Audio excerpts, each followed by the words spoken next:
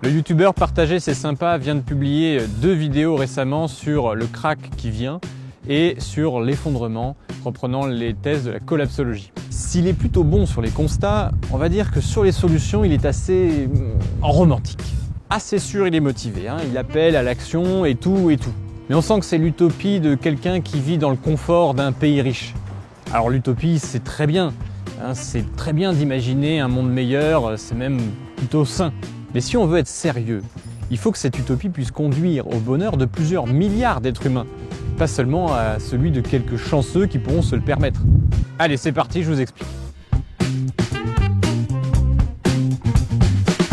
Alors je vais commencer par le positif, hein, puisqu'il y en a, il est quand même très bon ce garçon, hein. Il arrive à bien expliquer tous les mécanismes de la folie financière et le constat qu'il fait sur l'imminence du krach est à peu près ce que tous les experts sont en train de dire en ce moment.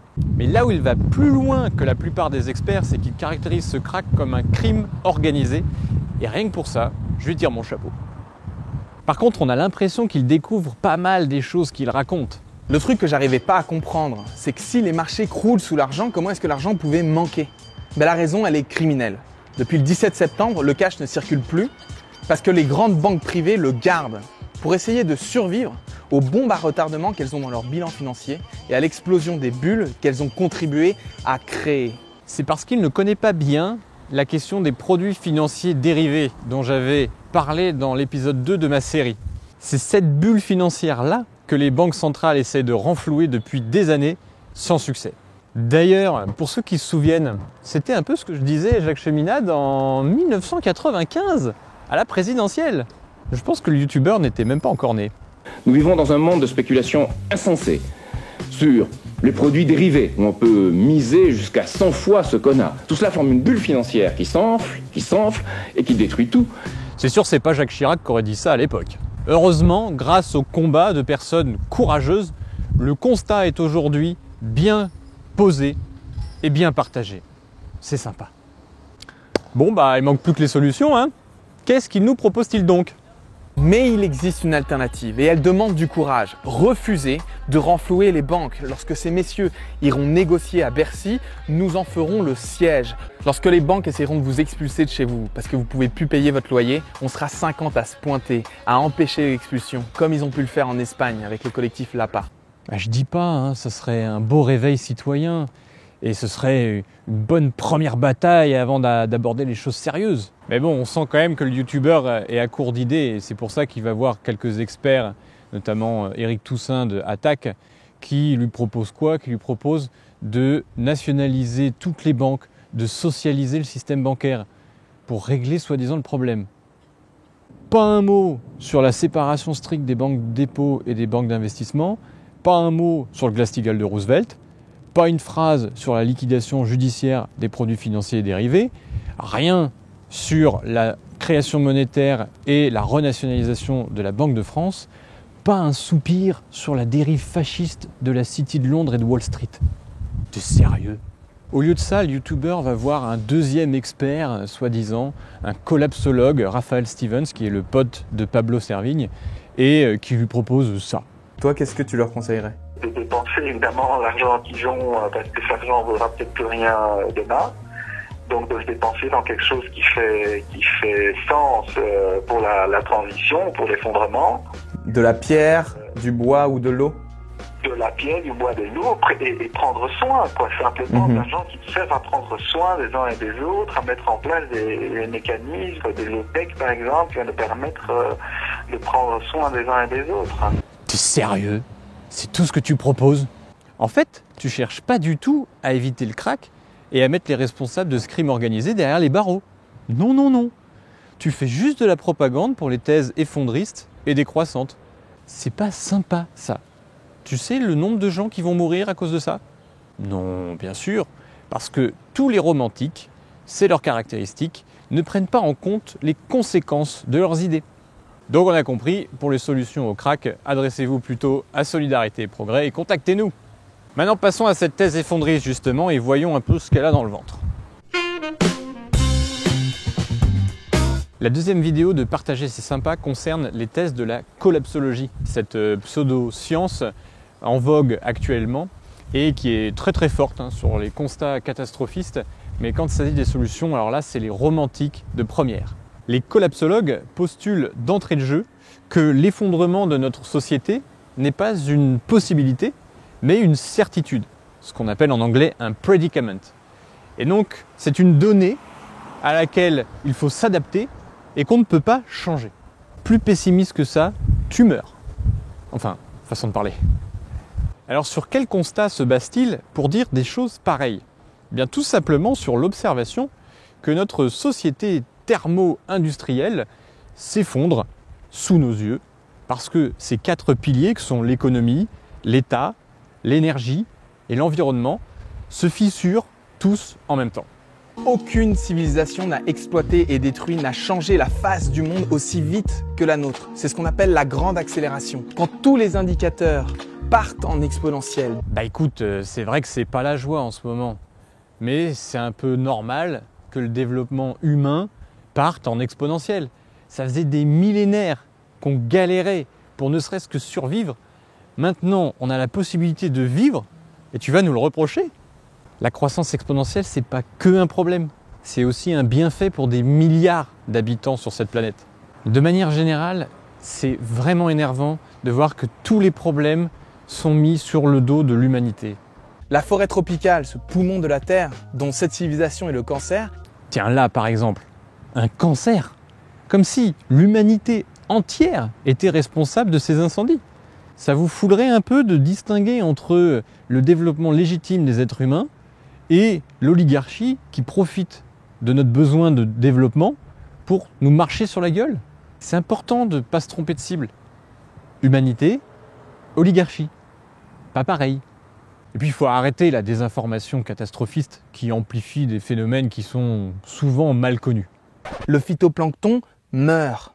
Du coup j'ai vérifié les sources et l'étude parue dans Nature dit que c'est 40% du phytoplancton qui a disparu, mais seulement dans l'hémisphère nord, là où proportionnellement il y a le moins d'océans.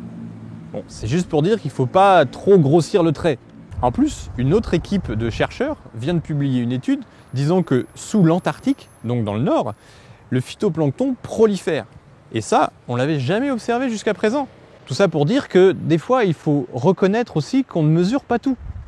On a détruit l'habitat et assassiné 60% des animaux sauvages vertébrés en seulement 40 ans. Ça aussi, c'est de la mésinformation. L'étude du WWF est sujette à caution. Ils ont pris un échantillon restreint d'espèces sauvages et ont essayé de généraliser à l'ensemble. Sauf qu'ils ont étudié 16 700 populations, donc des groupes d'animaux, qui représentent seulement 4 000 espèces, sur les 69 276 espèces recensées jusqu'alors. Donc c'est 5% du total des espèces et seulement une petite portion dans les populations au sein de chaque espèce. C'est pas très exhaustif comme statistique. Sans compter que les espèces étudiées ne sont pas réparties également sur tout le globe. Il y en a beaucoup en Amérique du Nord et beaucoup en Europe. Justement là où la civilisation est censée être un cancer. Ah mais tiens, c'est marrant, quand on regarde les résultats, c'est justement là où la situation des animaux s'est stabilisée, voire améliorée. Parce qu'ils sont protégés maintenant. L'humanité industrialisée, c'est sympa. Ah ouais, mais le WWF a appliqué une pondération négative sur ces espèces protégées pour compenser l'effet positif de l'humanité. Ce qui a fait que ça a multiplié par 3 la mesure de la disparition des espèces. Putain, pour une fois qu'on faisait un truc de bien, c'est dingue! Comprenez-moi bien, je ne cherche pas à minimiser le sort des animaux sauvages. Il y en a qui sont vraiment menacés. Mais j'essaie juste d'équilibrer un peu le discours, pour qu'on ne mette pas toujours tout sur le dos de l'espèce humaine, comme si c'était elle le problème. Le vrai problème, c'est l'oligarchie financière, qui nous empêche de bien traiter la planète, de bien traiter les animaux et de bien traiter les êtres humains. Dans un monde aux ressources finies, avec une forte inertie, le scénario le plus réaliste est celui d'un effondrement. Quand on consomme en quelques mois ce que la planète est capable de reproduire en 1 an, on sait que ça doit s'arrêter. Bon alors pour la 100e fois, faut arrêter de dire que les ressources sont limitées. Parce que contrairement à ce qui vient d'être dit, ce n'est pas la Terre qui fournit les ressources, c'est l'intelligence humaine. La Terre, elle fournit une masse de matières premières. Mais ensuite, c'est aux hommes de savoir et de découvrir comment s'en servir. Bah ouais, c'est pas auto-évident de savoir se servir des électrons, par exemple. Tu sais, le truc qui fait marcher YouTube. C'est grâce à la science, à la connaissance, que les hommes définissent ce qui pourra être une ressource ou non. Et des tas de ressources qu'on utilise aujourd'hui n'étaient pas des ressources il y a 1000 ans. Tout comme dans 1000 ans, on utilisera des tas de ressources qui n'en sont pas pour nous aujourd'hui. Donc il ne faut vraiment pas avoir confiance du tout dans l'humanité pour croire que les ressources sont limitées. On sait que ça doit s'arrêter, de gré ou de force. C'est une menace ? On vit un apartheid climatique, c'est les pays les plus riches qui changent le climat et les pays les plus pauvres qui sont les premiers impactés. Comment dire ? Le rêve des 4 milliards de pauvres sur cette planète, c'est d'accéder au niveau de vie des riches, tu sais. Et les énergies fossiles, c'est un peu tout ce qu'ils ont sous la main pour y arriver. Donc ils vont les utiliser. C'est pas avec les renouvelables ou même le nucléaire qu'ils vont faire ça, surtout dans les 30 prochaines années. Donc il faut se faire à l'idée. Bref, j'arrête de critiquer le constat parce que c'est basé sur des observations réelles qui sont les conséquences du développement légitime des êtres humains et le youtubeur a l'air sincèrement alarmé. Ce qui pose souci, c'est quand il arrive aux solutions. Aïe aïe aïe, c'est même pas des solutions pour s'en sortir, c'est seulement pour réduire la violence de la chute.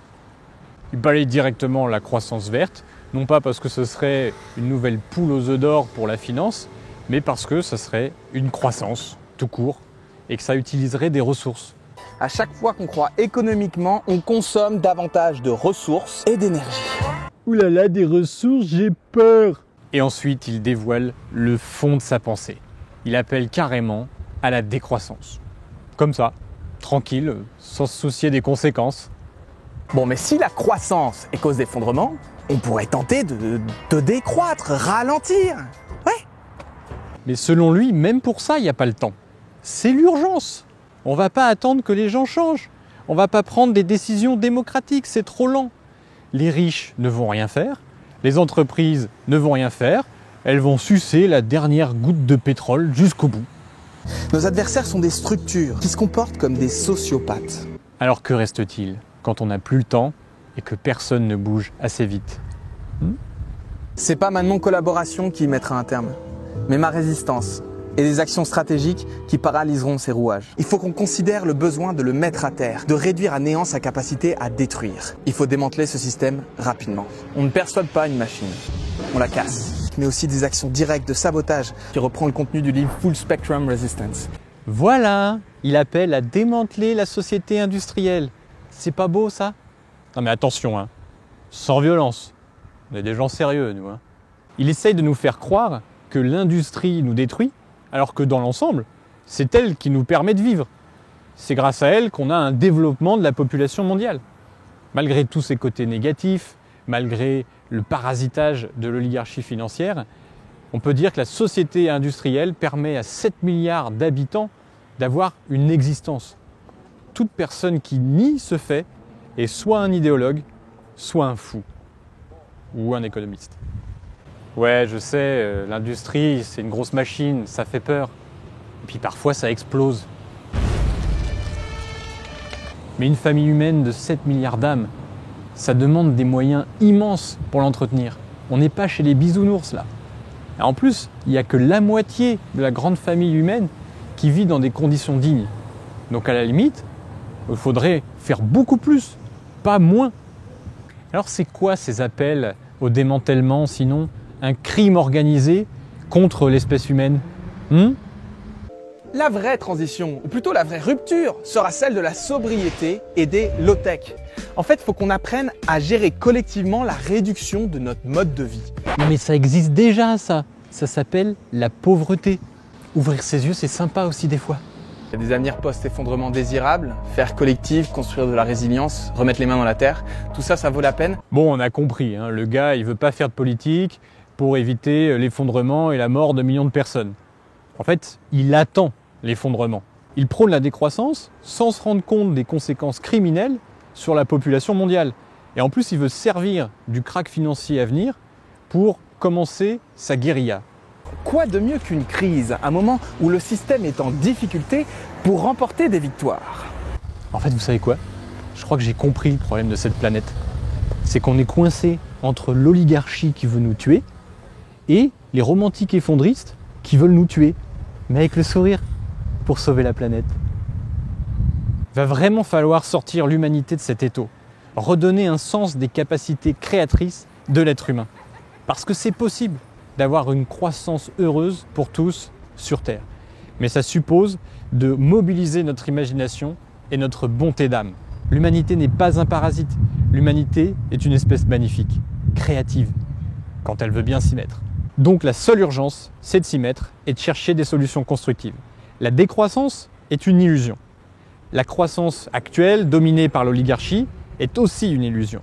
Donc il y a une voie du milieu qui consiste à chercher et trouver des principes physiques nouveaux qui vont nous permettre de développer des nouvelles ressources et les offrir aux bientôt 9 milliards d'êtres humains de notre grande famille. Ne refusons pas ce défi. Il en va de l'avenir de notre espèce. Et de notre planète. Allez, j'attends vos messages et vos commentaires et je vous dis à bientôt. Ciao!